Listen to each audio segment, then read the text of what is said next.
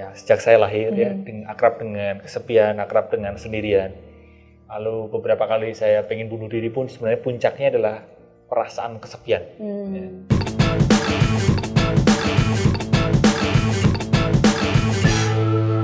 Eits, tunggu dulu. Sebelum nonton video lengkapnya, jangan lupa untuk subscribe ya dan klik link di bawah ini. Jangan lupa juga untuk klik tombol loncengnya. Oke? Terima kasih. Selamat menonton. Apakah sebenarnya kita sebagai manusia itu butuh slow down? Ya. Apalagi di era sekarang yang semuanya serba cepat ya. Dari sudut pandang saya, tantangannya kalau dulu dan mungkin di era sekarang pun masih, orang begitu lambat dan kita diminta untuk cepat. Iya. Tapi ditambah lagi sekarang ini di era yang serba cepat, tantangannya bertambah, yaitu orang mengalami masalah karena terlalu cepat. Oke. Kalau dulu orang mengalami masalah karena terlalu lambat. Iya. Maka kita ajak untuk yuk cepet. Tapi sekarang tantangannya itu terlalu cepat, maka muncul masalah. Oleh karena itu kita ajak untuk jangan terlalu cepat. Jadi ada sebuah rentang gitu ya. Dulu mungkin di sisi ini kita minta untuk yuk cepet. Sekarang ini orang di rentang ini di titik ini kita terlalu cepat sehingga kita diminta untuk slow pace di sini. Oke. Ya. Jadi dengan pelan-pelan kita lebih tahu arah yang perlu kita pilih yang mana. Iya, dan dengan tidak tergesa-gesa ya akan mengurangi potensi kita berbuat kesalahan. Ya. Salah ucap, salah mengambil keputusan, salah bertindak, ya. Ya kan? Salah nge-post, salah nge-tweet. Ya. Dan kerjaan kita lebih deep ya. Maka ada istilah kan deep work. Bukan hanya shallow tapi deep work. Nah, kalau kita niat kita untuk mendalam, maka mau tidak mau kita harus mengurangi apa yang kita lakukan karena supaya lebih fokus, lebih dalam. Oke. Tapi dengan banyaknya gangguan di mana-mana seperti yang dikatakan Miss Mary tadi, kita mudah sekali loncat-loncat lakuin ini dan terbuka akses untuk ngapain aja sekarang ini. Maka kita akan lebih mudah untuk tidak mendalam melakukan pekerjaan kita, tapi semuanya serba ya di permukaan. Oke.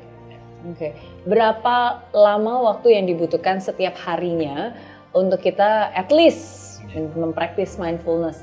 Kan always start small ya, kan nggak mungkin tiba-tiba kita jadi kayak mengubah pola hidup, maunya ke arah situ. Tapi kan at least we start small and make it a habit gitu. Dan itulah prinsip saya. Gitu. Kalau berbicara meditasi, mindfulness, belajar hening, orang berpikir langsung yaitu duduk diam sejam. Wah, kan udah langsung males duluan kan kalau langsung 1 jam gitu. Betul. Jadi maka berapa lama? perlu pelan-pelan. Kalau saya dulu genre mindfulness yang saya pelajari, saya mulai dari 2 menit itu. 2 menit? Sehari 2 menit? Sehari 2 menit saja dulu. 2 menit bisa lah. Ya. Bisa.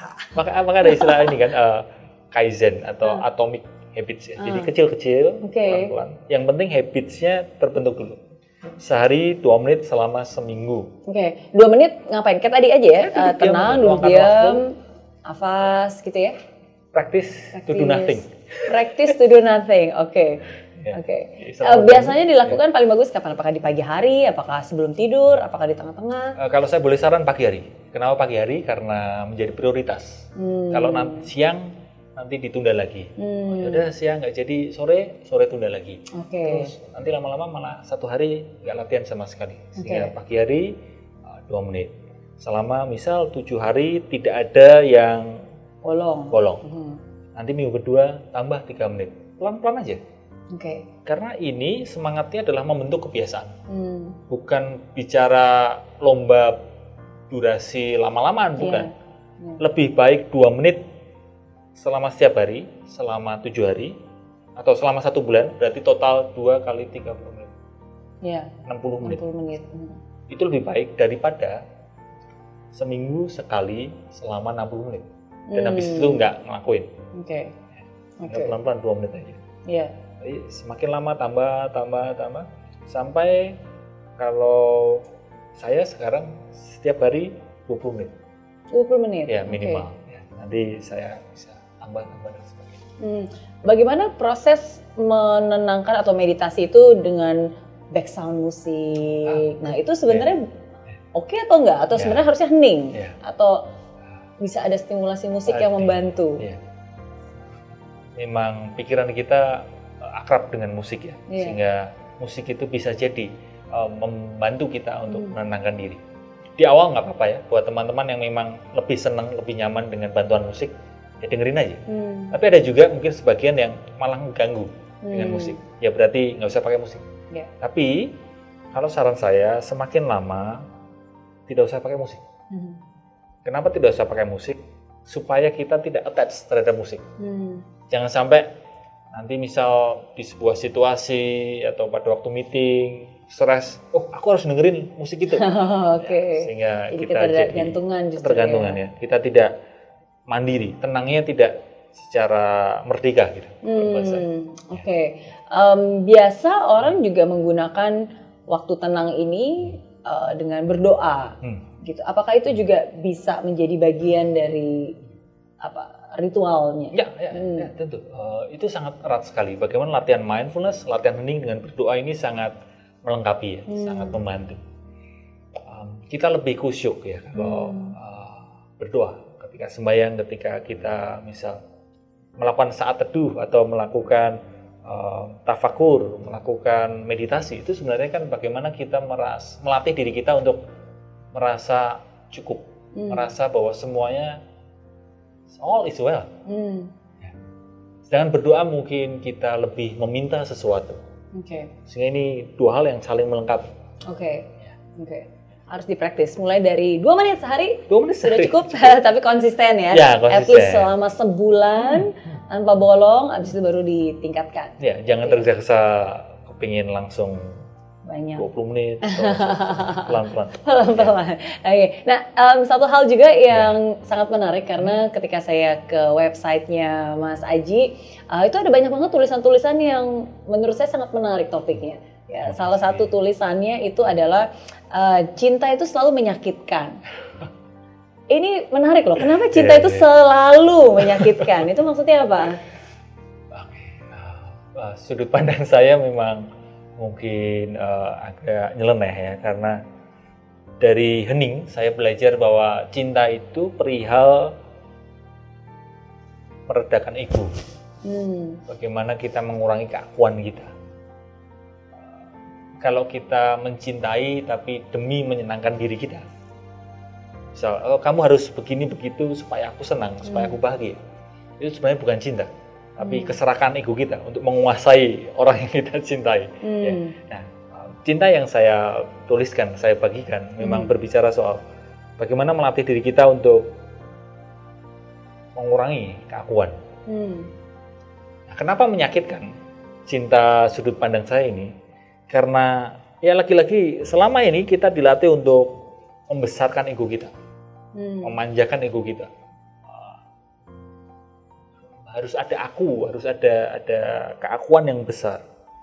Padahal ketika menjalin relasi dengan orang, menikah, atau mungkin jalinan cinta orang tua dengan anak, itu pasti ada unsur mengalahnya, bukan? Betul. Dan itu malah PR cinta sebenarnya adalah bagaimana kita belajar sebuah seni untuk mengalah. Dan itu cinta besar di situ. Apakah cinta itu selalu menyakitkan karena ketika ada cinta biasa kita ada ekspektasi terhadap orang tersebut, makanya dan ekspektasi tidak sama dengan realita, akhirnya selalu akan ada hal-hal yang menyakitkan. Ekspektasi itu muncul karena kita merasa aku harus dianggap. Iya, jadi kembali ke aku itu ya. Ego itu memang wajar ya, manusia itu memang ada ego, wajar, ada aku. Aku harus dianggap, aku harus dihargai. Aku kan udah gini sama kamu, kok kamu memperlakukan aku seperti itu. Nah, jadi kayak transaksional sekali. Maka dengan berlatih hening kita menjadi sadar diri bahwa pelan-pelan be nothing. Itu yang puncaknya ya, bagaimana kita belajar untuk menyadari diri kita ini bukan siapa-siapa. Tapi bukan berarti terus malas-malasan. Ya, orang berpikir kan kalau mindfulness seperti latihan tadi ya, doing nothing itu terus malas-malasan. Bukan gitu. Tetap bergerak, tapi dengan bekal keikhlasan. Tetap bergerak, tetap berkarya, tetap semangat untuk melakukan sesuatu, tapi harapannya itu apa ya, sebuah ekspektasinya itu tidak mengikat dirinya. Oke.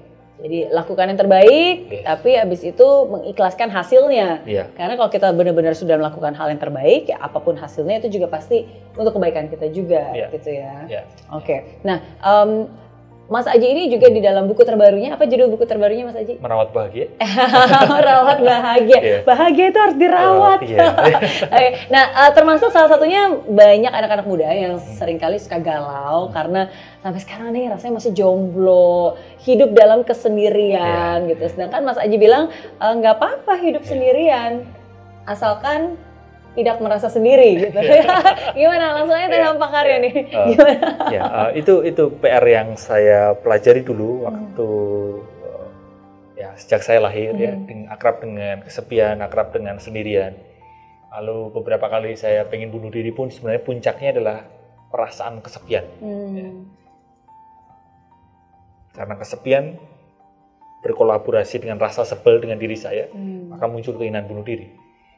Tapi ya seperti yang sudah saya katakan tadi, di momen itu malah saya punya momen yang luar biasa, momen yang begitu indah untuk menyadari hidup ini sudah baik adanya. Kita manusia sebagai makhluk sosial itu punya ketakutan yang luar biasa perihal kesepian, perihal sendirian. Wajar, nggak apa-apa. Wajar ya, wajar, itu ya, apa-apa. Untuk merasa takut sepi, takut sendiri. Wajar, itu naluri ya, naluri kita sebagai manusia, sebagai makhluk sosial. Hanya saja kalau berlebihan, takut sendirian, ini yang jadi masalah. Di masa sekarang ini banyak orang yang sangat takut sendirian, sehingga kebingungan, selalu aktif di sosial media, selalu ingin melakukan ini, melakukan itu, dengan dasar penggeraknya atau dengan semangat yang menggerakkannya dia adalah ketakutan. Menjalin relasi dengan orang yang sebenarnya dia nggak senang-senang banget, dia bahkan disiksa di situ, tapi karena takut sendirian, dia ya udahlah nggak apa-apa menjalin relasi itu. Baik lagi karena ketakutan sendirian inilah yang menjadi momok sekarang. Maka saya mengajak untuk yuk kita bareng-bareng belajar untuk tidak takut sendirian. Karena di dalam sendirian, di dalam kesepian, itu ada hal yang tidak bisa saya katakan. Itu sebuah momen yang nyaman sekali, sebuah momen yang bikin kita bahagia. Sehingga luangkan waktu untuk sendirian. Gimana caranya ini untuk bisa mengubah kesepian menjadi kedamaian atau bahkan kebahagiaan? Ya, sitting practice ya, balik lagi 2 menit tadi, 2 menit kan kita luangkan waktu sendiri, beneran sendirian ya. Jadi bukan terus dialihkan menjadi me time, terus jalan-jalan ke mall. Ini bukan ya. Bukan me time, bukan. Jadi memang beneran kita meluangkan waktu untuk sendirian, hening, berinteraksi dengan diri sendiri, sesederhana. Sekarang ini apa yang kamu sedang pikirkan? Sekarang ini apa yang sedang kamu rasakan? Sensasi tubuh apa yang sedang kamu rasakan sekarang? Dengan meluangkan waktu sendirian inilah kamu menjadi berdamai dengan diri sendiri, dengan menjalin hubungan baik dengan diri sendiri. Maka tidak perlu takut sendirian. Tidak perlu takut sendirian.